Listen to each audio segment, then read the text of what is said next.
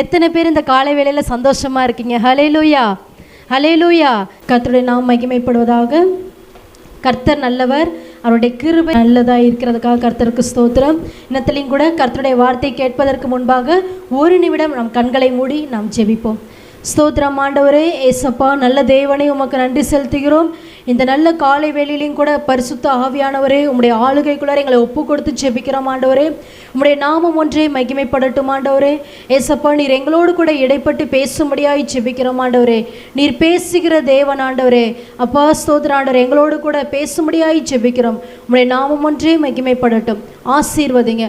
இயேசுவின் நாமத்தில் ஜெபிக்கிறோம் நல்ல பிதாவே, ஆமென், ஆமென். ஹல்லேலூயா, ஹல்லேலூயா, ஹல்லேலூயா. கர்த்தருடைய நாமம் மகிமைப்படுவதாக. வாசிக்கலாம். ஆதியாகமம் 3ஆம் அதிகாரம் 7ஆம் வசனத்தை வாசிக்கலாம். ஆதியாகமம் 3ஆம் அதிகாரம் 7ஆம் வசனம். அப்பொழுது அவர்கள் இருவருடைய கண்களும் திறக்கப்பட்டது. அப்பொழுது அவர்கள் இருவருடைய கண்களும் திறக்கப்பட்டது. அவர்கள் தாங்கள் நிர்வாணிகள் என்று அறிந்து அத்தி இலைகளை தைத்து தங்களுக்கு அரை கச்சைகளை உண்டு பண்ணினார்கள். இந்த வசனத்திலே நாம் பார்க்கிறோம், ஆதாம் ஏவாள் என்றதான இந்த இரு நபர்களுக்கும் தேவன் ஒரு பரிசுத்த வஸ்திரத்தை தேவன் தந்திருந்தார். இந்த பரிசுத்த வஸ்திரத்தை அவங்க போட்டிருந்த வரைக்கும் அவங்களுக்கு தாங்கள் ஒரு நிர்வாணிகள் என்பது அவங்களுக்கு தெரியாம இருந்தது. அவங்களால அந்த தன்னுடைய நிர்வாணம், தன்னுடைய மானம் போது அப்படின்றதான ஒரு உணர்வுல அவங்க காலத்தில் அவங்களுக்கு இல்லவே இல்லை. ஏன் அப்படின்னா தேவன் அவங்களுக்கு பரிசுத்த வஸ்திரத்தை அவங்களுக்கு தந்திருந்தார். தங்களுக்கு ஒரு நிர்வாணமா இருக்குமே அப்படின்ற உணர்வு அவங்களுக்கு இல்லவே இல்லை. காரணம், கர்த்தர் தேவன் அவங்களுக்கு பரிசுத்த வஸ்திரத்தை கர்த்தர் தந்திருந்தார். ஹல்லேலூயா. அந்த பரிசுத்த வஸ்திரத்தை எப்பொழுது பிசாசனோட வார்த்தையை கேட்டு அவங்களுடைய அந்த பழத்தை தேவன் சாப்பிடக்கூடாதுன்னு சொன்னதால் அந்த பழத்தை எப்ப சாப்பிட்டாங்களோ அப்ப அவர்களுடைய கண்கள் திறக்கப்பட்டது. அவர்கள் நிர்வாணிகள் என்று அறிந்து அவர்கள் தேவனுக்கு முன்பாக தங்களை என்ன பண்ணாங்க? மறைத்து கொண்டார்கள். ஹல்லேலூயா. இந்த நேரத்திலையும் கூட தேவன் நமக்கு தந்ததான ஒரு பரிசுத்த வஸ்திரத்தை நாம் காத்து கொள்ள வேண்டும். அந்த பரிசுத்த வஸ்திரம் என்பது எதற்கு ஒப்பனையாக உள்ளது அப்படின்னு சொன்னா அப்படின்னா, தேவன் நம்மை வைத்திருக்கிறதான அந்த ஸ்தானம், தேவன் நம்மை வைத்திருக்கிற அந்த ஒரு நல்ல ஒரு பொசிஷன். இன்னைக்கு ஊழியக்காரியா இருக்கிறதான நான் ஒரு பாஸ்டமா அப்படின்றதான ஒரு பொசிஷன்ல இருக்கிறேன். நீங்க ஒரு தேவனுடைய ஒரு விசுவாசி, கர்த்தருக்கு முன்பாக தேவனை ஏற்றுக்கொண்டதான ஒரு விசுவாசி. இப்படிப்பட்டதான ஒரு பொசிஷன், இந்த ஒரு ஸ்தானம் தான் பரிசுத்த வஸ்திரம். ஹல்லேலூயா. இந்த பரிசுத்த வஸ்திரத்துல இருந்து, அந்த தேவன் வைத்ததான அந்த ஸ்தானத்துல இருந்து பிசாசானவன் தந்திரமான சில ஆலோசனைகளையும் தந்திரமான சில வார்த்தைகளையும் கொடுத்து நம்மை அந்த பரிசுத்த வஸ்திரத்தை, அதாவது தேவன் தந்த ஸ்தானத்தை விட்டு நம்மளை விழ வைப்பான். ஹல்லேலூயா. ஆக தேவன் தந்ததான அந்த பரிசுத்த வஸ்திரத்தை, தேவன் நம்மை வைத்திருக்கிறதான அந்த ஸ்தானத்திலே நாம் நிலையாய் இருக்கும்போது கர்த்தர் நம்மை ஆசீர்வதிக்கிற தேவனாய் இருக்கிறார். ஹல்லேலூயா. வேதத்திலே கூட நாம் பார்க்க போகிறோம், தேவன் தந்ததான பரிசுத்த வஸ்திரத்தை யாரெல்லாம் இழந்து போனாங்க, அங்க இழந்ததுக்கான காரணம் என்ன அப்படி என்று நாம் பார்க்க போகிறோம். வாசிக்கலாம். அதே வசனத்தை திரும்பவும் வாசியுங்கள். ஆதியாகமம் 3ஆம் அதிகாரம் 6ஆம் வசனத்தை வாசிக்கலாம். அப்பொழுது ஸ்திரீயானவள் அந்த விருட்சம் புசிப்புக்கு நல்லதும் பார்வைக்கு இன்பமும் புத்தியை தெளிவிக்கிறதற்கு இச்சிக்கப்படத்தக்க விருட்சமாய் இருக்கிறது என்று கண்டு அதன் கனியை பறித்து புசித்து தன் புருஷனுக்கும் கொடுத்தாள் அவனும் புசித்தான். இந்த வசனத்துல நாம் பார்த்தோம் அப்படின்னா, இதுலயே 3ஆம் அதிகாரம் 1ஆம் வசனம் 2ஆம் வசனம் 3ஆம் வசனத்துல நாம் பார்த்தோம் அப்படின்னா, கர்த்தர் சொல்லியிருப்பாரு, இந்த கனியை மட்டும் நீங்க என்ன பண்ணக்கூடாது? புசிக்க கூடாது. 2ஆம் அதிகாரத்திலேயே சொல்லியிருப்பாரு, நீங்க என்ன பண்ணக்கூடாது? இந்த கனியை புசிக்கவே கூடாது அப்படின்னு தேவன் சொல்லியிருப்பார். ஆனா இவங்க என்ன பண்ணிட்டாங்க அப்படின்னா, இந்த கனியை, தேவன் எந்த கனியை புசிக்க கூடாதுன்னு சொன்னாரோ அந்த கனியை பிசாசினுடைய தந்திரமான வார்த்தையில மயங்கி போய் அந்த கனியை புசித்ததுனால தேவன் தந்ததான அந்த ஸ்தானத்தை விட்டு, அதாவது அந்த பரிசுத்த வஸ்திரத்தை அவர்கள் இழந்து போனார்கள். ஹல்லேலூயா. இந்நாட்கள்ல கூட தேவன் தந்ததான இந்த ஸ்தானத்துல நம்ம நிலை நிற்கணும் அப்படின்னா தேவனுக்கு நாம் கீழ்ப்படுகிறவர்களா இருக்கணும். இவங்க ஆதாம் ஏவாள் 2 பேரும் அந்த தேவன் சொன்னதான வார்த்தைகளுக்கு கீழ்ப்படியாததுனால அந்த ஸ்தானத்துல இருந்து அவங்க தள்ளப்பட்டார்கள். ஹல்லேலூயா. இந்நாட்கள்லையும் கூட கர்த்தர் நமக்கு என்னென்ன வார்த்தைகள்லாம் சொல்லியிருக்கிறார். இந்த வருஷத்தின் துவக்கத்திலிருந்து இந்த வருஷத்தை இந்த முடிக்க போகிறோம், இந்த நாட்கள் வரைக்கும் கர்த்தர் நமக்கு என்னென்ன வார்த்தைகள்லாம் சொல்லியிருக்கிறாரு. இதை செய்யணும், இதை செய்யக்கூடாது, என்னென்ன வார்த்தைகள்லாம் கர்த்தர் நம்முடைய வாழ்க்கையில் சொன்னாரோ அந்த வார்த்தைகளின் படி எல்லாம் நம்ம செய்யும்போது கர்த்தர் நம்மை உயர்த்துகிற தேவனாய் இருக்கிறார். ஹல்லேலூயா. ஆனால் இந்த ஆதாமும் ஏவாளும் என்ன பண்ணாங்க, ஒரு சின்ன ஒரு கனிக்காக என்ன பண்ணாங்க, கீழ்ப்படியாமல் போயிட்டாங்க. இந்த கனியை விட்டு வேறு எவ்வளவோ கனிகள் இருக்கு, அதெல்லாம் சாப்பிடலாம், டேஸ்ட் பார்க்கலாம், என்னவோ பண்ணலாம். ஆனால் அதை விட்டு சாத்தானுடைய தந்திரமான வார்த்தைகளை மயங்கி போய் தந்திரமான வார்த்தைகளை நம்பி அந்த கனி அவங்க புசித்ததுனால இவனுக்கு கீழ்ப்படியாததுனால அவங்க அந்த ஸ்தானத்தை இழந்து போனார்கள். ஹல்லேலூயா. நாட்களையும் கூட தேவன் நமக்கு தந்ததான பரிசுத்த வஸ்திரம், அதாவது தேவன் நம்மை வைத்திருக்கிறதான நல்ல ஒரு உயர்ந்த ஒரு ஸ்தானத்தில் நாம் இருக்கும்போது தேவனுக்கு நாம் கீழ்ப்படிந்தவர்களாய் இருந்தோமானால் அந்த ஸ்தானம் நமக்கு எப்போதுமே நிரந்தரமாக இருக்கும். ஹல்லேலூயா. இல்லைன்னா அந்த ஸ்தானத்தை நம்ம இழந்துட்டோம்னா திரும்ப அந்த ஸ்தானத்தை நம்ம பெறவே முடியாது. இந்த ஆதாம் ஏவாள் தேவன் தந்ததான அந்த ஏதேன் தோட்டத்திலிருந்து அவங்க தள்ளப்பட்டாங்க. திரும்ப தோட்டத்துக்கு அவங்களால வரவே முடியல. நாட்களையும் கூட கர்த்தர் நம்மை தந்ததான அந்த ஸ்தானத்தில் நாம் எப்போது நிலையாக இருக்கணும், அந்த ஸ்தானத்தில் நம்ம உறுதியாக இருக்கணும். தேவன் தந்ததான அந்த வார்த்தைகளை கீழ்ப்படிந்து பிசாசனோட தந்திரமான வார்த்தைகளுக்கு கீழ்ப்படியாமல் கர்த்தருடைய வார்த்தைகளுக்கு மட்டும் கீழ்ப்படிந்து இருக்கும்போது அந்த பரிசுத்த வஸ்திரத்தை தேவன் தந்ததான ஸ்தானத்தை நாம் காத்து கொள்ள முடியும். ஹல்லேலூயா. இரண்டாவதாக வாசிக்கலாம். லூக்கா 8ஆம் அதிகாரம் 27ஆம் வசனம் 35ஆம் வசனத்தை வாசிங்க பார்க்கலாம். லூக்கா 8ஆம் அதிகாரம் 27, 35 வசனத்தை வாசிங்க. அவர் கரையிலிருந்து இறங்கின போது நெடுநாளாய் பிசாசுகள் பிடித்தவனும் வஸ்திரம் தெரியாதவனும் இந்த வசனத்துல நான் பார்க்கிறோம். இரண்டாவதாக பிசாசு பிடித்ததான ஒரு மனிதன் தனக்கு இருக்கிறதான இந்த வஸ்திரத்தை இழந்து போகிறான். நாட்கள்லையும் கூட பார்த்தோம் அப்படின்னா நிறைய இடங்களை நீங்க பார்த்துருப்பீங்க. பிசாசு பிடிச்சதான ஒரு மனுஷன் எப்படி இருப்பான் அப்படின்னா அவனுக்கு இருக்கிற ட்ரெஸ்ஸு விலகிருச்சுன்ற உணர்வு கூட இருக்காது. நாங்கள் ஒரு சில இடத்துல பார்த்துருக்குறோம், அந்த நல்ல டிப்டாப்பாக நல்ல நீட்டாக இருப்பாங்க. ஆனால் அவங்களுக்குள்ள எப்போ அந்த பிசாசு வருதோ அந்த ட்ரெஸ்ஸு விலகுனது, ட்ரெஸ்ஸு இல்லைன்ற ஒரு உணர்வே வராது. பிசாசுக்கு இடம் கொடுத்தாதான் பிசாசானவன் உள்ளே வருவான். பிசாசுகள் யாரை பிடிக்குமா, யார் பிசாசுக்கு பயப்படுறாங்களோ அவங்கள தான் பிசாசானவன் என்ன பண்ணுவானா, பிடிப்பானாம். அதான் வேத வசனம் சொல்லுகிறது. எபேசியர் 4ஆம் அதிகாரம் 27ஆம் வசனத்தில் பிசாசுக்கு எதிர்த்து நில்லுங்கள், அப்பொழுது அவன் உங்களை விட்டு ஓடி போவான், பிசாசுக்கு இடம் கூடாதீர்கள் அப்படின்னு வேத வசனம் சொல்லுது. ஆக பிசாசுக்கு எதிர்த்து நிற்க வேண்டாம், பிசாசுக்கு இடமே கொடுக்கக்கூடாது, பிசாசானவனுக்கு பயப்படவே கூடாது. அப்படிலாம் இருந்தாதான் பிசாசு நம்மளை பிடிக்காது. ஹல்லேலூயா. இல்லைன்னா பிசாசுடைய கிரியைகள் நமக்குள்ளார பிசாசு மாதிரி அவன் அவனுடைய கோபம், அவன் இச்சை எப்படிப்பட்டது அந்த சுபாவங்களை நமக்குள்ளார பிசாசானவன் கொடுத்து நம்மை அவனுடைய வலையிலே விழ வைப்பான். ஹல்லேலூயா. ஆக பிசாசானவனுக்கு நம்ம இடம் கொடுக்கவே கூடாது. இந்த பிசாசு நமக்குள்ளார வந்ததுன்னா பிசாசினுடைய கிரியைகள் நமக்குள்ளார வந்துடும், பிசாசினுடைய சுபாவங்கள் நமக்குள்ளார வந்துடும். ஆக பிசாசானவனுக்கு இடம் கொடுக்காம பிசாசானவனுக்கு எதிர்த்து நிற்கும் போது கர்த்தர் நம்மை ஆசீர்வதிக்கிற தேவனாக இருக்கிறார். ஹல்லேலூயா. நாட்களையும் கூட கர்த்தருடைய சமூகத்தில் இருக்கிறதான நாம பிசாசுக்கு எதிர்த்து நின்று பிசாசானவனுக்கு இடம் கொடாமல் இருக்கும்போது கர்த்தர் நம்ம உயர்ந்த ஸ்தானத்திலே தொடர்ந்து நம்மை நிலைப்படுத்த அவர் வல்ல தேவனாக இருக்கிறார். ஹல்லேலூயா. ஹல்லேலூயா. கர்த்தருடைய நாம் மகிமைப்படுவதாக.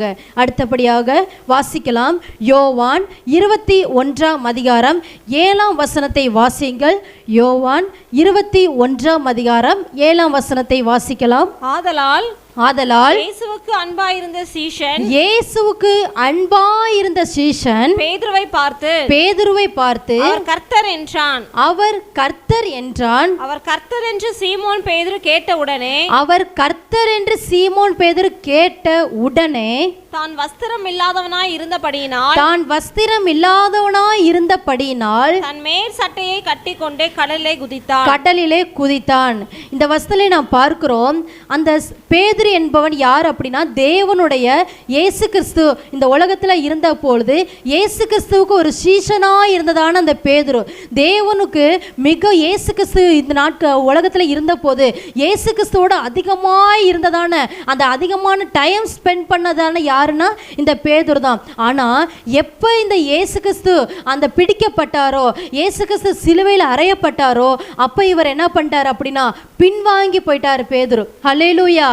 தேவனோட அதிகமாய் இருந்ததான பேதுரு தான், ஆனா தேவனை விட்டு பின்வாங்கி போனதான சூழ்நிலை, இயேசுவை விட்டு பின்வாங்கி போயிட்டார். எபிரேயர் 10ஆம் அதிகாரம் 38ஆம் வசனத்தை வாசிங்கள். விசுவாசத்தினாலே நீதிமான் பிழைப்பான், பின்வாங்கி போவானானால் அவன் மேல் என் ஆத்துமா பிரியமாய் இராது. இந்த வசனத்துல நான் பார்க்கிறோம், யாரெல்லாம் இயேசு கிறிஸ்துவை நம்பி அந்த இயேசு கிறிஸ்துவின் அண்டை வந்த பிறகு அந்த இயேசு கிறிஸ்துவை விட்டு பின்வாங்கி போறாங்களோ அவங்க மேலே என் ஆத்துமா பிரியமா இராது என்று வேதவசனம் சொல்லுகிறது. ஹல்லேலூயா. அப்ப பின்வாங்கி போறவங்க மேல கர்த்தர் பிரியமா இருக்கவே மாட்டார். வேதத்துல கூட பார்க்கிறோம், அந்த லூக்கா 10ஆம் அதிகாரம் 30ஆம் வசனத்துல எரிகோவை நோக்கி ஒரு மனுஷன் போறான். அந்த நல்ல சமாரியன் அந்த மனுஷன் கடைசியில மாட்டிக்கொண்டான். நல்ல சமாரியான் அந்த மனுஷனை காப்பாற்றுகிறார் என்று இந்த விதத்தில் பார்க்கிறோம். அந்த மனுஷன் எங்கேருந்து போறார் அப்படின்னா, எருசலேமில் இருந்து எரிகோ பட்டணத்தை நோக்கி போகிறார்.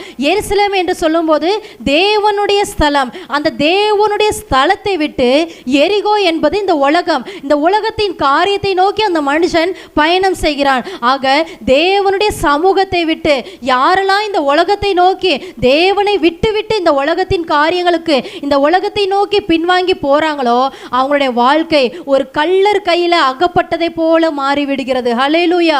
இந்த மனுஷன் என்ன பண்றான் அப்படின்னா, எருசலேம்ல தான் இருக்கிறான். எருசலேம்ல இருந்து பிறகு எங்க போறார் அப்படின்னா எரிகோவை நோக்கி இந்த மனுஷன் போகும்போது கள்ளர் கையில அகப்பட்டு கள்ளர் கையினால மிகவும் துன்பப்படுகிறான். அந்த சூழ்நிலையில தான் நல்ல சமாரனாக ஒரு மனிதன் வந்து அந்த மனிதனை மீட்டு அந்த மனிதனை காப்பாற்றுகிறார் என்று வேதத்திலே நாம் பார்க்கிறோம்.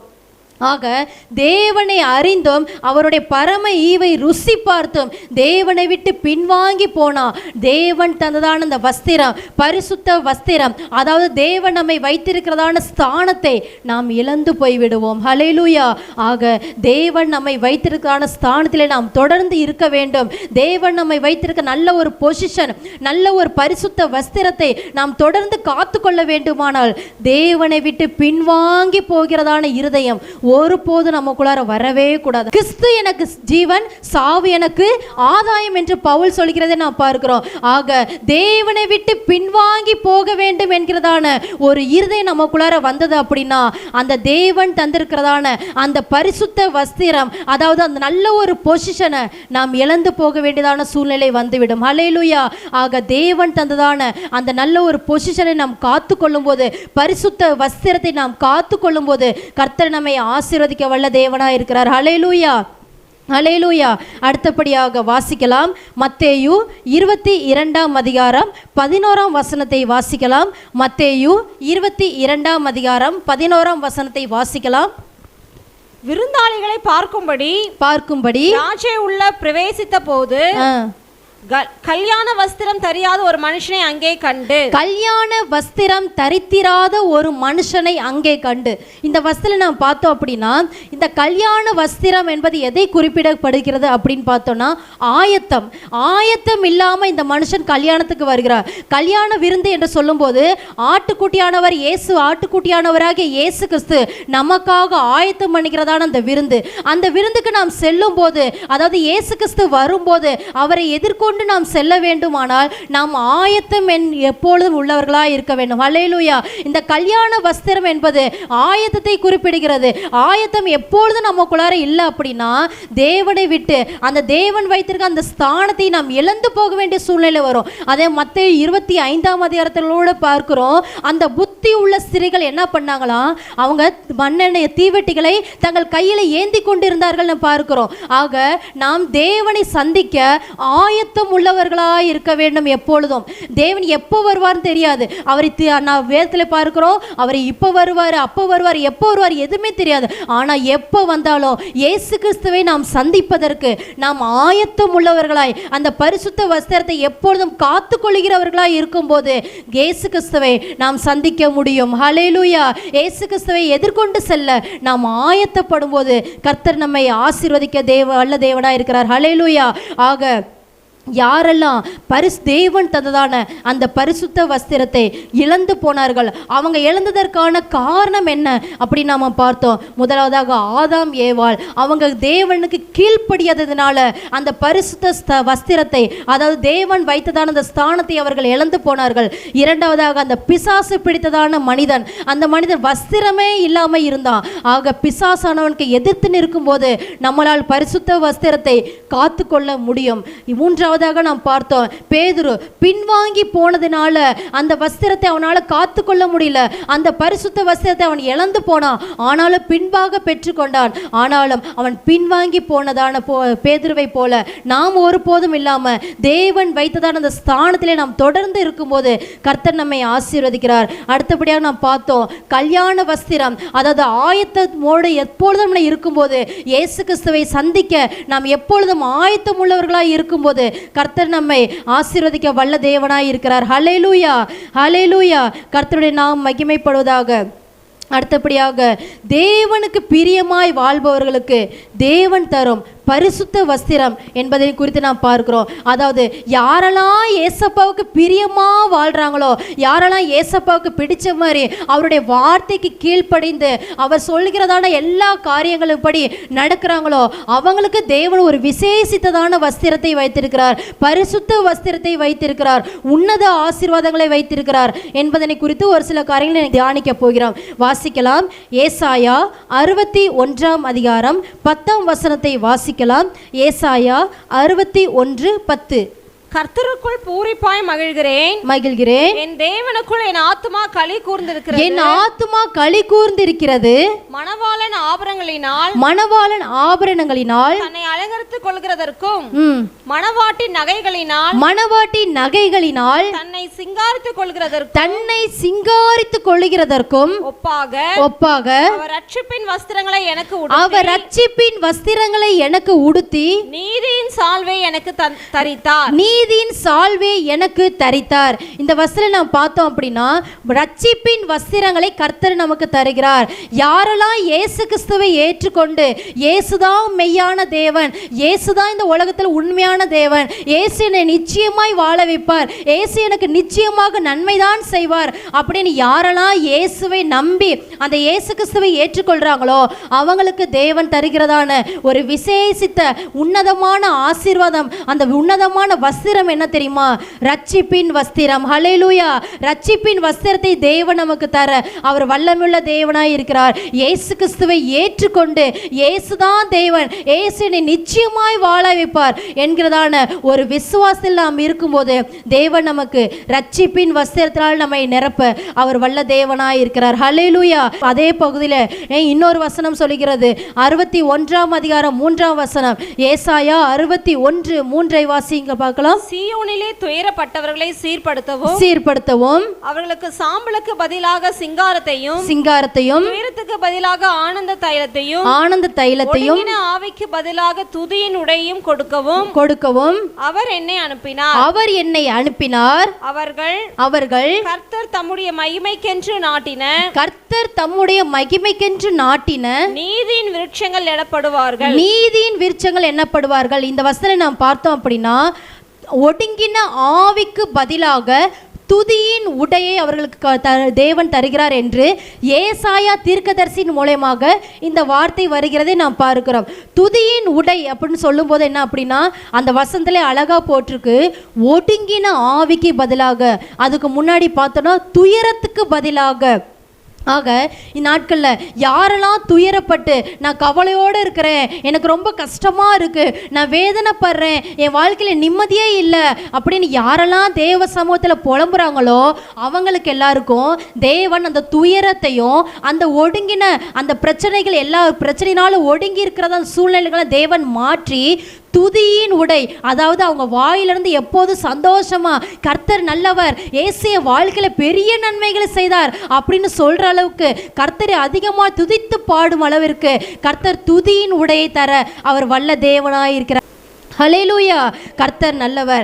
தேவன் நம்முடைய துக்கத்தை எல்லாம் நீக்கி, நம்முடைய கவலைகள் எல்லாவற்றையும் நீக்கி தேவனை துதிக்கிறதான அந்த துதி பாடலை நம்முடைய வாயில தந்து துதியின் உடையை இந்த தேவன் நமக்கு தர அவர் வல்ல தேவனாய் இருக்கிறார். ஹல்லேலூயா. இந்த நாட்கள் தேவனை துதிக்கிறதான நாட்களாய் சீக்கிரத்திலே தேவன் மாற்றப் போகிறார். ஹல்லேலூயா. இந்த மாதத்திலே தேவன் தந்ததான வாக்குத்தத்தத்தின்படி அற்புதங்கள் அதிசயங்களை பெறுகிறதான இந்த மாதத்திலே யாரெல்லாம் துயரப்பட்டு நான் ஒடுங்கி போயிருக்கேன், எனக்கு கஷ்டம் கவலை அப்படின்னு சொல்றாங்களோ அவங்களுடைய கவலை எல்லாவற்றையும் தேவன் நீக்கி போட்டு அவங்களுடைய வாயிலிருந்து துதியின் உடைய தேவனை துதிக்கிறதான உன்னதமான வார்த்தைகளை அவருடைய வாயிலே வர தேவன் வல்லமை உள்ள தேவனாய் இருக்கிறார். ஹல்லேலூயா. அப்படிப்பட்டதான உன்னத ஆசீர்வாதங்களை தேவன் இந்த மாத்திலே நமக்கு தர அவர் வல்லமை உள்ள தேவனாய் இருக்கிறார். ஹல்லேலூயா. முதலாவதாக பார்த்தோம், யாரெல்லாம் இயேசுவை ஏற்றுக்கொள்கிறாங்களோ அவங்களுக்கு தேவன் ரட்சிப்பின் வஸ்திரத்தை தருகிறார். இரண்டாவதாக, யாரெல்லாம் கவலையோடு வேதனையோடு இருக்காங்களோ அவர்களுடைய வேதனைகள் கவலைகள் எல்லாவற்றையும் நீக்கி அவர்கள் வாயிலிருந்து தேவனை துதிக்கும் அளவிற்கு நான் கவலைப்பட்டேன், கஷ்டப்பட்டேன், என்னுடைய எல்லா நிந்தனைகளையும் இயேசுவானவர் நீக்கிவிட்டார் என்று சொல்லும் அளவிற்கு அவருடைய வாயிலிருந்து துதியான வார்த்தைகள் வரும் அளவிற்கு கர்த்தர் மாற்ற வல்லமுள்ள தேவனாய் இருக்கிறார். ஹல்லேலூயா. அடுத்தபடியாக வாசிக்கலாம் 2 சாமுவேல் 19ஆம் அதிகாரம் 24ஆம் வசனத்தை வாசிங்கள். சவுலின் குமாரனாகிய மேவிபோசேத்தும் ராஜாவுக்கு எதிர்கொண்டு வந்தான். ராஜா போன நாள் முதல் அவன் சமாதானத்தோட திரும்பி வருகிற நாள் மட்டும் அவன் தன் கால்களை சுத்தம் பண்ணவும் இல்லை, தாடியை சவரம் பண்ணவும் இல்லை, தன் வஸ்திரங்களை வெளுக்கவும் இல்லை. இதுக்கு அடுத்து இன்னொரு வசனத்துல பார்த்தோம் அப்படின்னா வரும், அதாவது சவுல் என்கிறதான அந்த மனிதனுடைய பையன் தான் யோனத்தானுடைய ஃப்ரெண்டு தான் யாரு? தாவீது. இந்த தாவீதும் யோனத்தானும் நல்ல ஒரு நெருங்கின நண்பர்களா இருந்தாங்க. ஆனா சவுலுக்கு தாவீதை பிடிக்கல. தாவீதை கொல்லணும் அப்படின்னா அநேக இடங்கள்ல அநேக விதமான பலவிதமான குறுக்கான யோசனைகளை செய்து அந்த தாவீதை கொல்லணும்னு திட்டம் வைக்கும் போதெல்லாம் அந்த யோனத்தான் என்ன செய்தார் அப்படின்னா தன்னுடைய நண்பனாகிய தாவீதை தன்னுடைய தகப்பனாகிய சவுலின் கையிலிருந்து அநேக தரம் காப்பாற்றினார். இப்படி காப்பாற்றி கொண்டே வந்ததுனால கடைசியில ஒரு நாட்கள்ல தாவீது நினைக்கிறாரு, யோனத்தான் தன்னுடைய நண்பனாகிய யோனத்தான் தன்னை காப்பாற்றினாரு, இன்னைக்கு யோனத்தான் இறந்துட்டாரு, நம்மளை கொலை செய்ய வகை தேடுதலான சவுலும் இறந்துட்டாரு, ஆனா யோனத்தானுடைய மகனாய் இருக்கிறதான மேவிபோசேத்துக்கு நாம் ஒரு நன்மை செய்ய வேண்டும் அப்படின்றதான ஒரு எண்ணத்துல மேவிபோசேத்துக்கு என்ன செய்யறார் அப்படின்னா ஒரு நல்ல ஒரு உயர்ந்த வஸ்திரத்தை தருகிறார். அந்த வஸ்திரம் தான் என்னது அப்படின்னா ஒரு வெளுக்காத வஸ்திரம். இந்த வெளுக்காத வஸ்திரம் அப்படின்றது எதை குறிப்பிடப்படுகிறது அப்படின்னா தயை. இந்த மேவிபோசேத்து மேல தாவீது எதை வைக்கிறார் அப்படின்னா தயை வைக்கிறார். எதனால தயை வைக்கிறார் அப்படின்னா இந்த சவுல் என்கிறதான ராஜா தன்னை கொல்லணும்னு வகை தேடும் போதெல்லாம் இந்த யோனத்தான் தன்னை காப்பாற்றினார் பார்த்தீங்களா, அதுக்காக அவருடைய பையன் மேல நான் ஒரு தயை வைத்து அவருடைய பையனுக்கு ஒரு விசேஷமான ஒரு வெளுக்காத வஸ்திரம், அதாவது விசேஷமான ஒரு ஆசீர்வாதத்தை நான் தரேன்னு சொல்லிட்டு அந்த தாவீது தந்தார். நாட்களையும் கூட பார்த்தோம் அப்படின்னா அநேகர் நினைப்பாங்க, நான் தேவ சமூகத்தில் அநேக காரியங்களை செய்கிறேனே, ஏசப்பாவுக்காக சபைக்காக அநேக காரியங்களை நான் தருகிறேனே, தேவ சமூகத்தில் அதிகமாக கண்ணீர் வடிக்கிறேனே, தேவனுக்காக அநேக பணங்களை கொடுக்குறேன், அநேக பொருட்களை கொடுக்குறேன், இதெல்லாம் நான் செய்கிறேனே அப்படின்னு அநேகர் நினைக்கலாம். எதெல்லாம் தேவ சமூகத்தில் நம்ம கொடுக்குறோமோ அது எல்லாவற்றையும் இருக்கும். நம்முடைய பிள்ளைகளுக்கு தேவன் தயை வைத்து நம்முடைய பிள்ளைகளை கர்த்தர் காப்பாற்ற வல்லமையுள்ள தேவனாய் இருக்கிறார். ஹல்லேலூயா. ஆக யோனத்தான் அவர் செஞ்சார், அவரோட பையனை காப்பாற்றுவார் நினைச்சு செய்யல, ஆனா செய்தார். ஆனாலும் மேவிபோசத்தை தாவீதை கொண்டு கர்த்தர் காப்பாற்றினார். ஹல்லேலூயா. நாட்கள்ல கர்த்தருக்காக நீங்க எதெல்லாம் செய்து கொண்டிருக்கீங்களோ அது எல்லாவற்றிற்கும் பதிலாக உங்களுடைய பிள்ளைகளின் பிள்ளைகள் வரைக்கும் கர்த்தர் அதை திரும்பவும் தர அவர் வல்லமையுள்ள தேவனாய் இருக்கிறார். ஹல்லேலூயா.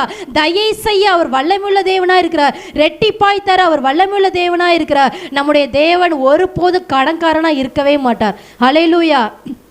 நேரத்தில் நினைப்போம், நான் இவ்வளவு செய்கிறேன், இது செய்கிறேன், ஏசப்பாவுக்கு இதை கொடுக்குறேன், அதை கொடுக்குறேன். ஆக நம்ம எதெல்லாம் கொடுக்குறோமோ அது எல்லாவற்றையும் கர்த்தர் என்ன பண்ணுறாராம், ஞாபக புஸ்தகத்தில் எழுதி வைக்கிற. தேவ சமூகத்தில் ஒரு 5 வகையான புக்கு இருக்குது அப்படின்னு சொல்கிறாங்க. அதில் பார்த்தோம் அப்படின்னா ஞாபக புஸ்தகம்னு ஒன்று இருக்குமா. அந்த ஞாபக புஸ்தகத்தில் என்ன இருக்கும்னா, நம்ம எதெல்லாம் ஏசப்பாவுக்காக கொடுக்குறோம், எத்தனை மணி நேரம் ஜெபிக்கிறோம், எவ்வளோ கண்ணீர் வடிக்கிறோம், சபையில் எந்தெந்த காரியத்துக்காக நம்ம கொடுக்குறோம், இதெல்லாத்தையும் ஏசப்பா என்ன பண்ணுவாராம், கணக்கில் வச்சுக்கிட்டே இருப்பாராம். அந்த கணக்கில் வச்சு அதற்கு ஏற்றதான பலனை நமக்கு தருவார். அதை விட நம்முடைய பிள்ளைகளுக்கு அதை ரெட்டிப்பாய் தர அவர் வல்லமையுள்ள தேவனாய் இருக்கிறார். ஹல்லேலூயா. அதுதான் ஒரு வெளுக்காத வஸ்திரம், அதுதான் தயை, அதுதான் கிருபை. தேவன் அப்படிப்பட்ட கிருபைகளையும் தயையும் நம்முடைய பிள்ளைகளுக்கு தர அவர் வல்லமுள்ள தேவனாக இருக்கிறார். ஹல்லேலூயா. அடுத்தபடியாக வாசிக்கலாம், லூக்கா 15ஆம் அதிகாரம் 22ஆம் வசனத்தை வாசிங்கள். அப்பொழுது தகப்பன் தன் ஊழியக்காரரை நோக்கி நீங்கள் உயர்ந்த வஸ்திரத்தை கொண்டு வந்து இவனுக்கு உடுத்தி இவன் கைக்கு மோதிரத்தையும் கால்களுக்கு பாதரட்சைகளையும் போடுங்கள். இந்த வஸ்திரம் நான் பார்த்தோம் அப்படின்னா என்ன வஸ்திரம் இந்த இடத்துல குறிப்பிடப்பட்டிருக்கு? உயர்ந்த வஸ்திரம். யாருக்கு தேவன் உயர்ந்த வஸ்திரத்தை தராராம்? ஒரு மனிதன் தவறு செய்து தேவ சமூகத்தை விட்டு போன பிறகும் திரும்பவும் இயேசு கிட்ட வந்து, ஏசப்பா நான் போயிட்டேன், என்னை மன்னிச்சிருங்க, நீங்க தான் உண்மையான தேவன், நீங்க தான் ஜீவனுள்ள தேவன் என்பதை இப்ப நான் அறிந்து கொண்டேன் ஆண்டவர்னு சொல்லிட்டு யாரெல்லாம் திரும்ப இயேசு கிட்ட வராங்களோ அவங்களுக்கு தேவன் உயர்ந்த வஸ்திரத்தை தருகிறார். ஹல்லேலூயா. உயர்ந்த வஸ்திரம்னா என்ன அப்படின்னா, அது ஒரு உயர்வான ஒரு ஸ்தலம், ஏற்கனவே ஒரு இருந்ததான பொசிஷன் அல்ல, இது ஒரு நல்ல ஒரு பொசிஷன்ல திரும்பவும் நல்ல ஒரு உயர்ந்த ஸ்தானத்துல நம்மை வைக்க அவர் வல்லமை உள்ள தேவனாய் இருக்கிறார். ஹல்லேலூயா. இந்த இளைய குமாரன் என்ன செய்தான் அப்படின்னா, தகப்பன்ட்ட இருந்து என்னுடைய சொத்தெல்லாம் கொடுங்கன்னு சொல்லிட்டு என்ன பண்ணிட்டாரு, பின்வாங்கி போயிட்டான். தன்னுடைய சொத்தை எல்லாத்தையும் வாங்கிக்கிட்டு போய் அந்த பணத்தெல்லாம் வீணாய் செலவு செய்து திரும்ப அங்கே போய் பண்டி தின்றுகிறதான அந்த தவிட்டை தின்னும் போது தான் அவனுக்கு புத்தி தெளிகிறது. புத்தி தெளிந்த பிறகு தகப்பன்ட்ட திரும்ப வந்து, தகப்பனே என்னை மன்னியும், உமக்கு விரோதமாக பரத்துக்கு விரோதமாக நான் பாவம் செய்த என்னை மன்னின்னு சொல்லும்போது அப்போ அந்த தகப்பன் திரும்ப அந்த இளையகுமாரனாகி அந்த மகனை ஏற்றுக்கொண்டு திரும்பவும் உயர்ந்த ஸ்தானத்திலே உயர்ந்த வஸ்திரத்தை தந்து அந்த மகனை அலங்கரித்து சந்தோஷப்படுத்தி அதை சந்தோஷத்தில் அவர் சந்தோஷப்படுகிற தகப்பனாய் இருந்தார். ஹல்லேலூயா.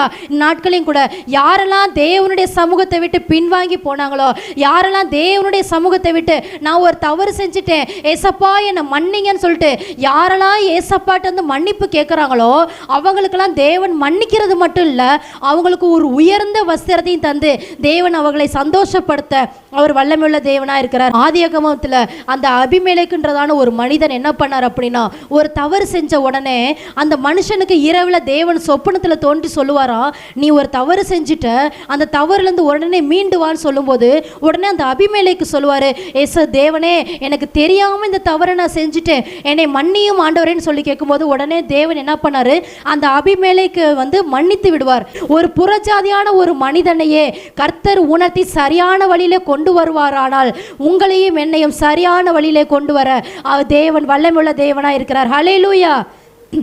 ஹல்லேலூயா. கர்த்தருடைய நாமம் மகிமைப்படுவதாக.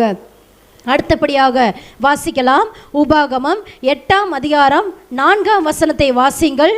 இந்த 40 வருஷமும் உன் மேலிருந்த வஸ்திரம் பழையதாய் போகவும் இல்லை, உன் கால் வீங்கவும் இல்லை. இந்த வஸ்திரம் பாருங்க, மிகவும் ரொம்ப ஒரு சூப்பரான ஒரு வஸ்திரம். இது யாருக்கு தேவன் தந்தார் அப்படின்னா, இஸ்ரவேல் ஜனங்களுக்கு தேவன் தந்தார். தேவனால் நடத்தப்படுகிறதான அந்த ஜனங்களுக்கு தேவன் தந்ததான ஒரு விசேஷித்தமான ஒரு ஆசீர்வாதமான இந்த வஸ்திரம் என்னவா, பழையதாய் போகாததான ஒரு வஸ்திரம். இந்த நாட்களில் யாரெல்லாம் தேவனால் நடத்தப்படுகிறார்களோ, யாரெல்லாம் பரிசுத்த ஆவியினால் நடத்தப்படுகிறார்களோ அவங்களுக்கு தேவன் எப்படிப்பட்ட ஒரு வஸ்திரத்தை தருகிறாராம், பழையதாய் போகாத ஒரு வஸ்திரம். நம்முடைய வாழ்க்கையில் இது எனக்கு பழசா போச்சு, இது எனக்கு வீணா போயிருச்சு, இந்த காரியம் எனக்கு இப்படி ஒரு சூழ்நிலை ஆயிருச்சுன்னு சொல்ற அளவுக்கு விடாத படிக்கு தேவன் நமக்கு ஒரு இந்த காரியம் கெட்டு போயிருச்சுன்னு சொல்லாத அளவுக்கு நம்ம அது அந்த காரியங்களிலிருந்து ஒரு நிரந்தரமான ஒரு ஆசீர்வாதம் இருக்கும் அளவுக்கு கர்த்தர் நம்மை ஆசீர்வதிக்கார். வல்லமை வல்லமையுள்ள தேவனா இருக்கிறார். ஹல்லேலூயா. ஆக தேவனுடைய ஆவினால் நாம் நடத்தப்படுகிறவர்களாய் இருக்க வேண்டும். அந்த இஸ்ரவேல் ஜனங்களை பகலில் மேக ஸ்தம்பமும் இரவில் அக்கினி ஸ்தம்பமும் வழி நடத்தினது. இந்த நாட்களில் தேவ சமூகத்திலே நாம் இருந்து ஏசப்பன எந்த வழியில போகணும், எந்த காரியத்தை செய்ய வேண்டும் அப்படின்னு சொல்லிட்டு ஜெபத்தோடு கூட நம்ம எந்தெந்த காரியங்களை செய்யறோமோ அந்த காரியங்கள்ல கர்த்தர் நமக்கு ஒரு ஜெயத்தை கட்டளையிட அவர் வல்லமையுள்ள தேவனாய் இருக்கிறார். ஹல்லேலூயா. இஸ்ரவேல் ஜனங்களுக்கு அப்படி ஒரு ஆசீர்வாதத்தை கர்த்தர் தந்தார். எதுவுமே அவங்களுக்கு கெட்டு போகவே இல்லை. அவங்களுக்கு ட்ரெஸ் இத்து போகல, அந்த காரியங்கள ஒரு நஷ்டம் வந்துச்சு அப்படின்ற மாதிரி இல்லை.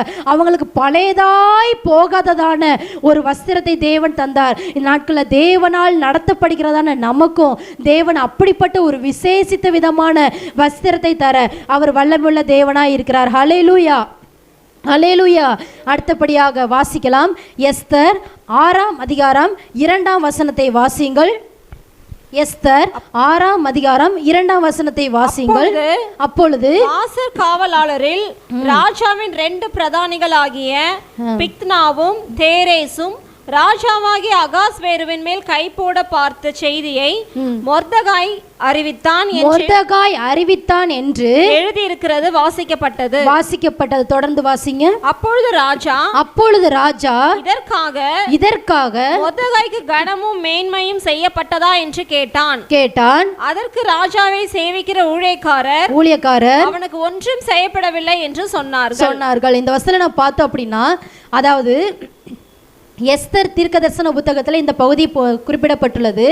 மொர்தெகாய் யார் அப்படின்னா அந்த எஸ்தருடைய சிறிய தகப்பன். இந்த மொர்தெகாய் என்ன செய்தார் அப்படின்னா, ஆகாஸ்வேரு என்கிறதான அந்த ராஜாவுக்கு விரோதமாக ஒரு சில நபர்கள் அந்த ஆகாஸ்வேரு ராஜாவை கொல்ல வேண்டும் என்றதான சதி திட்டங்களை செய்தாங்க. அப்போ சதி திட்டங்களை செய்யும் போது இதை மொர்தெகாய் என்ன செய்தார் அப்படின்னா, உடனே அந்த சபையில் போய் அறிவிச்சு ஆகாஸ்வேரு என்ன பண்ணார் அப்படின்னா அந்த கெட்ட நபர்களுக்கு முன்பு ஆகாஸ்வேருவை காப்பாற்றினார். இதற்காக மொர்தெகாய்க்கு ஒரு பதிலான ஒரு நன்மையை ஒன்றுமே கொடுக்கவே இல்லை, ஒரு பரிசு எதுவுமே கொடுக்கப்படவில்லை. இதை ஆகாஸ்வேரு என்ன ராஜா என்ன பண்ணார் அப்படின்னா புத்தகத்தில் வாசிக்கிறாரு. மொர்தெகாய் தனக்கு நன்மை செய்திருக்கிறார், ஆனால் மொர்தெகாய்க்கு ஒன்றுமே நன்மை செய்யவில்லை அப்படின்னு சொல்லிட்டு அவருக்கு தெரிந்த உடனே அதே அதிகாரத்தில் 6ஆம் அதிகாரம் அதே கடைசி வசனத்தில் குறிப்பிடப்பட்டிருக்கும். அதாவது இதற்காக அவருக்கு என்ன பதில் நன்மை செய்யலாம் அப்படின்னு சொல்லிட்டு ஆமான்ட்டே போய் கேட்பார். ஆமான் என்பது யாரு அப்படின்னு நம்ம எல்லாருக்குமே தெரியும். ஆமான் யார் அப்படின்னா இந்த மொர்தெகாயை தூக்கில் போடணும் அப்படின்னு நினச்சதான அந்த மனுஷன்ட்டே போய் ராஜா போய் கேட்பாரு. இந்த ஒரு ராஜா கணம் பண்ண விரும்புகிறதான மனுஷனுக்கு என்ன செய்யலாம் அப்படின்னு கேட்கும்போது உடனே ஆமான் சொல்றாரு, தன்னை தான் அப்படி ராஜா சொல்றாரு அப்படின்னு நினச்சி அவரை ஒரு ராஜ வஸ்திரம் தரித்து அவரை ஒரு வண்டியில் ஏற்றி கொண்டு போய் அப்படியே தெருவெல்லாம் உலா அப்படிலாம் உயர்த்தி கனப்படுத்தி அவருக்கு மேலே தாளம்லாம் அடிச்சு அவ்வளோ நல்ல உயர்வா செய்யணும் அப்படின்னு ஆமான்னு சொல்லிடுவாரு. அப்படியா, நீ சொல்றபடியே நீயே போய் மொர்தெகாய்க்கு செய் அப்படின்னு சொல்லிடுவாரு. இந்த வசனத்தை பார்த்து ரொம்ப அழகா போட்டிருக்கோம். அதாவது இந்த பகுதி எதை குறிப்பிடப்படுது அப்படின்னா, மொர்தெகாய் உண்மையாய் தேவனுக்கு முன்பாக நடந்தான். உண்மையாய் நடந்ததுனால ராஜா அந்த கணம் பண்ணிக்கிறதான அந்த வஸ்திரத்தை ராஜ வஸ்திரத்தை தந்து மொர்தெகாயை கர்த்தர் உயர்த்தினார். ஹல்லேலூயா. இந்த நாட்களில் தேவனுக்கு முன்பாக உண்மையாய் நடக்கிறவங்களுக்கு, நான் உண்மையாக தாங்க இருக்கிறேன், வேலை செய்கிற இடத்துலையும் உண்மையாக இருக்கேன், என் குடும்பத்திலையும் நான் உண்மையாக இருக்கிறேன், எல்லா இடத்துலையும் நான் உண்மையாக இருக்கேன். இந்த உண்மையாக இருக்கிறதுனால எனக்கு என்ன பதில் நன்மை? இந்த உண்மையாக இருக்கிறதுனால எனக்கு என்ன கிடச்சிச்சு? எனக்கு ஒன்றுமே கிடைக்கலையே. ஆமாம், நான் எல்லா இடத்துலையும் உண்மையாக இருந்து என்ன புண்ணியம்? கவலைப்படாதீங்க. உண்மையாக யாரெல்லாம் இருக்காங்களோ அவங்களை தேவன் பார்க்கிறார். ஹல்லேலூயா. உண்மையாக இருக்கிறவர்களே கர்த்தர் பார்த்து அவர்களுக்கு ராஜ வஸ்திரத்தை தரிப்பித்து கர்த்தர் அவர்களை உயர்த்த வல்லமையுள்ள தேவனாக இருக்கிறார். ஹல்லேலூயா. மொர்தெகாய்க்கு அந்த நன்மை செய்யாததுனால ஆகாஸ்வேரு ராஜாவுக்கு இரவெல்லாம் தூக்கமே வரலையாம். இரவெல்லாம் தூக்கமே வராமல் இந்த மொர்தெகாய் எனக்கு நன்மை செஞ்சிருக்காரு, அவருக்கு பதில் நன்மை நான் ஒன்றுமே செய்யலையே, அவர் இவ்வளோ உண்மை உள்ளவராக இருக்காரு, அவருக்கு நான் பதில் நன்மை ஒண்ணுமே செய்யலன்னு சொல்லிட்டு ஆகாஸ்வேரு ராஜாவுக்கு இரவெல்லாம் தூக்கமே வரலையாம். பாருங்க, யாரெல்லாம் உண்மையா இருக்காங்களோ, யாரெல்லாம் தேவ சமூகத்துல உலகத்தின் காரியமா இருந்தாலும் கர்த்தரின் காரியமா இருந்தாலும் உண்மையா இருக்காங்களோ, அவங்களுக்கு பதில் நன்மை செய்யாத எந்த நபர்களா இருந்தாலும் அவங்களுக்கு இரவெல்லாம் தூக்கமே வராத அளவுக்கு கர்த்தர் அப்படிப்பட்ட கிரியைகளை செய்ய அவர் வல்லமையுள்ள தேவனா இருக்கிறார். ஹல்லேலூயா. அவங்களுக்கு தூக்கமே வராது. நீ அவங்க இவ்வளவு நன்மை செஞ்சிருக்காங்களே, இவ்வளவு உண்மையா இருக்காங்க, அவங்களுக்கு பதில் நன்மையை போய் செய்யின்னு சொல்லிட்டு எந்த நபர்கள் உங்கள்ட்ட இருந்து நன்மையை பெற்றுக்கொண்டாங்களோ அவங்களுடைய இருதயங்களை கர்த்தர் ஏவுவார். ஹல்லேலூயா. அப்படிப்பட்ட இருதயங்களை அவர்கள் கர்த்தர் ஏவி அவர்கள் மூலமாக உங்களுக்கு ராஜ வஸ்திரம், அதாவது ஒரு உயர்ந்தவான நன்மைகளை கட்டளையிட தேவன் வல்லமையுள்ள தேவனாய் இருக்கிறார். ஹல்லேலூயா, ஹல்லேலூயா. அடுத்தபடியாக இந்த காரியங்களை கூட நாம் பார்த்தோம். அதாவது தேவன் நமக்கு ரட்சிப்பின் வஸ்திரத்தை தேவன் தருகிறார். அடுத்தபடியாக துதியின் உடைய தேவன் தருகிறார். அடுத்தபடியாக உண்மையாய் இருக்கிறதான தேவனுடைய பிள்ளைகளுக்கு, அதாவது தேவனுக்காக எதெல்லாம் செய்கிறாங்களோ அவங்களுக்கும் தேவன் தயை செய்கிறார். அதை விட அவங்களுடைய பிள்ளைகளுக்கும் தேவன் தயை செய்கிறார். அவருடைய தலைமுறை வரைக்கும் தேவன் தயை செய்கிறார், கிருபை செய்கிறார் என்று பார்த்தோம். அடுத்தபடியாக நாம் எதை பார்த்தோம் அப்படின்னா, யாரெல்லாம் தேவ சமூகத்தில் தன்னுடைய தவறை உணர்ந்து ஏசப்பா நான் இனிமேல் நான் திருந்தி வாழணும், நான் சரியான வழியில் நடக்கணும் ஆண்டவரே, என்னை திருத்தி வாழவையும் ஆண்டவரேன்னு சொல்லிட்டு யாரெல்லாம் தேவ சமூகத்தில் கேட்குறாங்களோ அவங்களுக்கு தேவன் உயர்ந்த வஸ்திரத்தை தருகிறார். ஹல்லேலூயா. அடுத்தபடியாக நாம் எதை பார்த்தோம் அப்படின்னா, தேவனால் நடத்தப்படுகிறவர்களுக்கு பழையதாய் போகாத ஒரு வஸ்திரத்தை தருகிறார். அடுத்தபடியாக யாரெல்லாம் உண்மையாய் இருக்கிறாங்களோ, ஏசப்பாவுக்கு முன்னாடி நான் உண்மையாய் இருக்கணும், மனுஷங்க என்னை பார்த்தாலும் சரி பார்க்கலனாலும் சரி கர்த்தர் என்னை பார்க்கிறான்னு சொல்லிட்டு யாரெல்லாம் உண்மையாக இருக்கிறாங்களோ அவங்களுக்கு தேவன் ராஜ வஸ்திரத்தை தர அவர் வல்லமையுள்ள தேவனாக இருக்கிறார். ஹல்லேலூயா, ஹல்லேலூயா. அடுத்தபடியாக வாசிக்கலாம். வெளிப்படுத்தின விசேஷம் 3ஆம் அதிகாரம் 5ஆம் வசனத்தை வாசியுங்கள். ஜெயம் கொள்கிறவன் எவனோ, ஜெயம் கொள்கிறவன் எவனோ அவனுக்கு வெண் வஸ்திரம் தரிக்கப்படும், வெண் வஸ்திரம் தரிக்கப்படும். ஜீவ புஸ்தகத்திலிருந்து அவனுடைய நாமத்தை நான் கிறுக்கி போடாமல் என் பிதா முன்பாகவும் அவருடைய தூதர் முன்பாகவும் அவன் நாமத்தை அறிக்கையிடுவேன். இந்த வசனத்தை பார்த்தோம் அப்படின்னா, யாரெல்லாம் ஜெயம் கொள்கிறார்களோ அவர்களுக்கு தேவன் எதை தருகிறாராம்? வெண் வஸ்திரத்தை தருகிறார். ஜெயம் கொள்கிறவர் என்று சொல்லும்போது எதிலிருந்து ஜெயம்? பாவத்திலிருந்து ஜெயம். இந்த பாவத்தின் காரியங்களை நான் செய்ய மாட்டேன்னு சொல்லிட்டு பாவத்திலிருந்து ஒரு ஜெயம் யாரெல்லாம் எடுக்கிறாங்களோ அவங்களுக்கு தேவன் வெண் வஸ்திரத்தை தருகிறார்.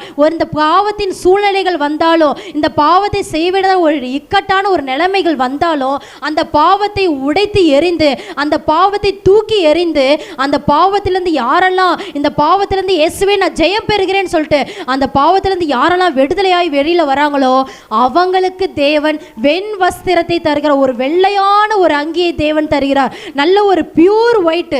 இந்த ஒயிட் எல்லாம் ஒரு பியூர் ஒயிட் கிடையாது. ஆனா தேவன் தரதான பியூர் ஒயிட் என்னது? யாரெல்லாம் பாவத்தை ஜெயிக்கிறாங்களோ, அந்த ஜெயம் எடுக்கிறாங்களோ, இந்த உலகத்தினுடைய காரியங்கள்லாம் எனக்கு வேண்டாம், இயேசுதான் எனக்கு வேணும், இந்த உலகத்தினுடைய நன்மைகள்லாம் எனக்கு வேணும், இயேசு தருகிற நன்மை தான் எனக்கு வேணும், இயேசுதான் எனக்கு வேணும் அப்படின்னு சொல்லிட்டு யாரெல்லாம் வாழ்றாங்களோ, யாரெல்லாம் பாவத்திலிருந்து ஜெயம் எடுக்கிறாங்களோ அவங்களுக்கு தேவன் வெண் வஸ்திரத்தை தர அவர் வல்லமுள்ள தேவனாய் இருக்கிறார். ஹல்லேலூயா, ஹல்லேலூயா. அதே போல ஆதியாகமம் 37ஆம் அதிகாரம் 23ஆம் வசனத்தை பார்த்தோம் அப்படின்னா, யோசேப்புடைய வாழ்க்கையில் கூட யோசேப்புக்கு அவருடைய தகப்பன் என்ன தந்தாராம்? பலவருணமான ஒரு அங்கியை தருகிறார். பலவருணமான அங்கியை, ரொம்ப நல்ல ஒரு கலராக இருக்கிறதான ஒரு ட்ரெஸ்ஸை அவங்க அப்பா தராரு. ஆனால் அவருடைய சகோதரர்கள் என்ன பண்ணுறாங்க? அந்த ட்ரெஸ்ஸை கிழித்து எரிந்து அவனை வெறும் ஒன்றுமே இல்லாத அந்த இஸ்மவேலர்கள் இடத்துல விற்று போடுறாங்க. ஆனாலும் அந்த இடத்துல திரும்பவும் யோசேப்பை கர்த்தர் உயர்த்தினார். 41ஆம் அதிகாரம் 42ஆம் வசனத்தில் பார்க்கிறோம், மெல்லிய வஸ்திரம். இந்த மெல்லிய வஸ்திரம் எதை குறிப்பிடப்படுகிறது அப்படின்னா, ஒரு மரியாதைக்குரியதான ஒரு வஸ்திரம். அவனை ஒரு சிறைச்சாலையில் ஒரு அகதியாக போடுறாங்க, ஒரு கிரிமினலாக அவனை போடுறாங்க. அதுக்கப்புறமேல அவனை ஒன்றுமே இல்லாத ஒரு பிச்சைக்காரனை போல அவனை நடத்தப்படுகிறதான ஒரு சூழ்நிலை யோசேப்பினுடைய வாழ்க்கையில் வருகிறது. ஆனாலும் திரும்பவும் தேவன் யோசேப்பை என்ன பண்ணார்? பண்ணாராம், உயர்த்தி இவனுடைய உத்தரவில்லாமல் யாரும் கையை விரல கூட ஆட்ட முடியாது, இவனுடைய உத்தரவில்லாமல் யாரும் பேசக்கூடாது, இவனுடைய உத்தரவின்படி தான் எல்லாம் நடக்கணும்னு சொல்லிட்டு யோசேப்பை அப்படிப்பட்டதான ஒரு மரியாதைக்குரியதான ஒரு உயர்வான ஸ்தலத்திலே யோசேப்பை கர்த்தர் உயர்த்தினார். ஹல்லேலூயா. யோசேப்பினுடைய வாழ்க்கையில கூட பார்த்தோம் அப்படின்னா அவர் நல்ல ஒரு நிலைமையில தான் இருந்தார். பிசாசானவன் அவனுடைய வாழ்க்கையில குறுக்கிட்டதுனால அவனுக்கு இருந்ததான எல்லா நன்மைகளும் இழந்து போனது. ஆனாலும் யோசேப்பு கர்த்தரை விடவே இல்லை. யோசேப்பு கர்த்தரை அதிகமாக இறுக பிடித்து கொண்டதுனால யோசேப்பை கர்த்தர் திரும்பவும் உயர்த்தினார். ஹல்லேலூயா. அவனுக்கு இருந்ததான அவன் பல வருணமான அங்கியெல்லாம் போனது, எல்லாமே போனாலும் அந்த யோசேப்பு என்ன பண்ணல, கர்த்தரை மட்டும் விடவே இல்லை, இயேசுவை மட்டும் விடவே இல்லை. அந்த போத்திபாருடைய மனைவி தவறு செய்வதற்கு வரும்போது கூட அந்த இடத்துலையும் கூட தேவன் மேல இருக்கிறதான அந்த உண்மையான பக்தியை அந்த இடத்துல காண்பித்தார். அதனால திரும்பவும் அவர் சிறைச்சாலைக்கு போனார். ஆனாலும் யோசேப்பை கர்த்தர் உயர்த்தினார். ஹல்லேலூயா. இன்னைக்கு உண்மையாய் இருந்ததான அந்த யோசேப்பு, அந்த உண்மையாய் வந்ததுனால அவருக்கு வந்ததான அந்த பாதிப்பை நாம் பார்த்தோம். ஆனாலும் யோசேப்பை கர்த்தர் உயர்த்தினார். அந்த மரியாதைக்குரியதான அந்த உயர்வான அந்த நல்ல ஒரு பொசிஷன்ல திரும்பவும் யோசேப்பை உயர்த்தின தேவன் இன்றைக்கு கூட நம்மையும் உயர்த்த அவர் வல்லமையுள்ள தேவனாய் இருக்கிறார். ஹல்லேலூயா. ஹல்லேலூயா. யோசேப்போடு இருந்ததான தேவன் இன்று நம்மோடும் கூட இருக்கிறார். யோசேப்பை போல நாமும் தேவனோடு கூட இருக்கும்போது கர்த்தர் நம்மை உயர்த்த கனப்படுத்த வல்லமையுள்ள தேவனாய் இருக்கிறார். ஹல்லேலூயா. கடைசியாக வாசிக்கலாம். வெளிப்படுத்தின விசேஷம் 3ஆம் அதிகாரம் 4ஆம் வசனத்தை வாசியுங்கள். வெளிப்படுத்தின விசேஷம் 3ஆம் அதிகாரம் 4ஆம் வசனத்தை வாசியுங்கள். ஆனாலும் தங்கள் வஸ்திரங்களை அசுசிப்படுத்தாத சில பேர் சர்தையிலும் உனக்கு உண்டு. அவர்கள் பாத்திரவான்களானபடியால் வெண் வஸ்திரம் தரித்து என்னோட கூட நடப்பார்கள். இந்த வஸ்திரம் நாம் பார்த்தோம் அப்படின்னா சர்தை சபையினர் குறித்து தேவன் சொல்லுகிறதான ஒரு வார்த்தை. சர்தை சபையினர் எப்படிப்பட்டவர்களாய் இருந்தாங்களாம், தங்களுடைய வஸ்திரங்களை அசூசிப்படுத்தாதவர்களாய் இருந்தார்களாம். ஹல்லேலூயா. சர்தை சபை குறித்து தேவன் எவ்வளவு அழகா ஒரு சாட்சியை கர்த்தரை வெளியிடுகிறார் பாருங்க. அவர்கள் எப்படிப்பட்டவர்களாக இருந்தாங்களாம், தங்களுடைய வஸ்திரங்களை அசூசிப்படுத்தாதவர்களாக இருந்தார்களாம். நாமும் கூட நம்ம தேவன் தந்ததான அந்த நல்ல ஒரு பொசிஷனை அசூசிப்படுத்தக்கூடாது. தேவன் தந்ததான அந்த ஸ்தானத்தை நாம் ஒருபோதும் இழந்து போகக்கூடாது. தேவன் தந்ததான அந்த பொசிஷன்ல தேவன் தந்திருக்கிறதான அந்த பரிசுத்த வஸ்திரத்தை காத்து கொள்ளும் போது நம்முடைய சபையும் கர்த்தர் அப்படிப்பட்ட ஒரு சாட்சியான நல்ல ஒரு முன்மாதிரியான இடத்துல நிறுத்த அவர் வல்லமையுள்ள தேவனாக இருக்கிறார். ஹல்லேலூயா. ஹல்லேலூயா. இறுதியாக ஒரே ஒரு வசனத்தை வாசித்து நாம் நிறைவு செய்ய போகிறோம். வெளிப்படுத்தின விசேஷம், அதே வெளிப்படுத்தின விசேஷம் 16ஆம் அதிகாரம் 15ஆம் வசனத்தை வாசியுங்கள்.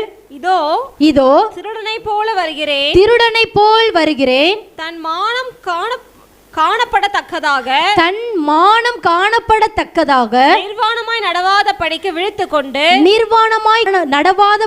விழித்துக்கொண்டு தன் வஸ்திரங்களை காத்து கொள்கிறவன் பாக்கியவான் என்று நாம் பார்க்கிறோம்.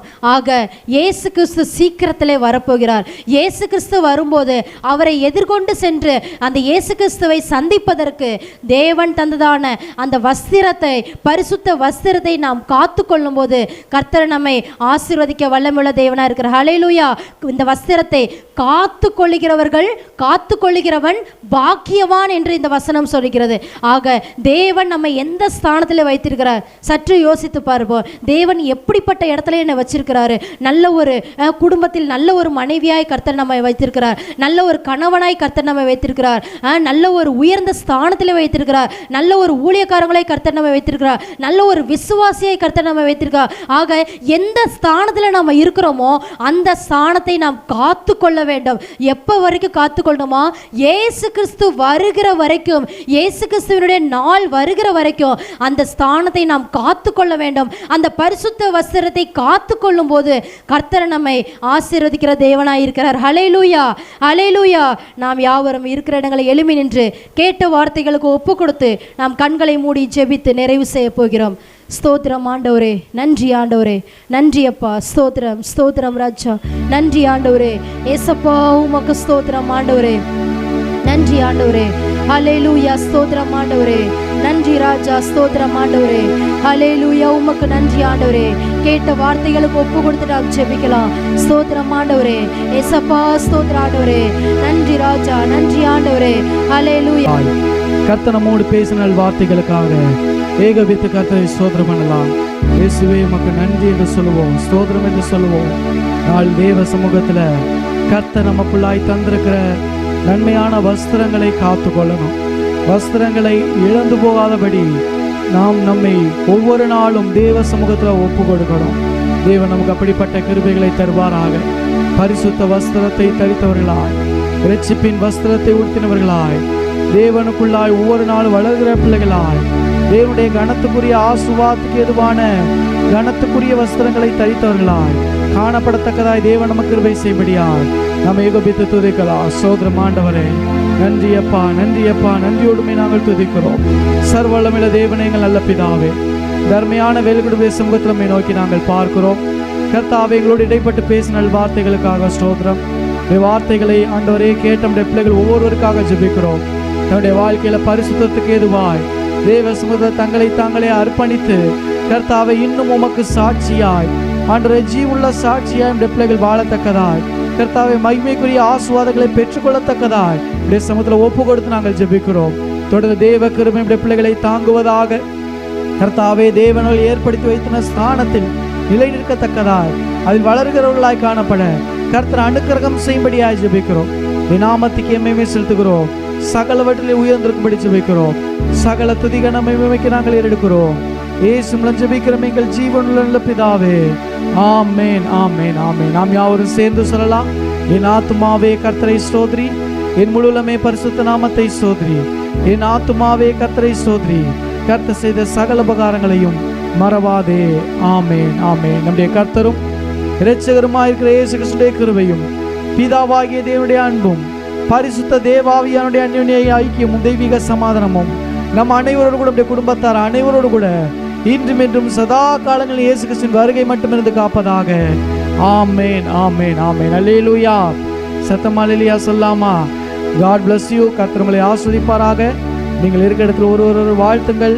கர்த்தருடைய நாமம் மகிமைப்படுவதாக.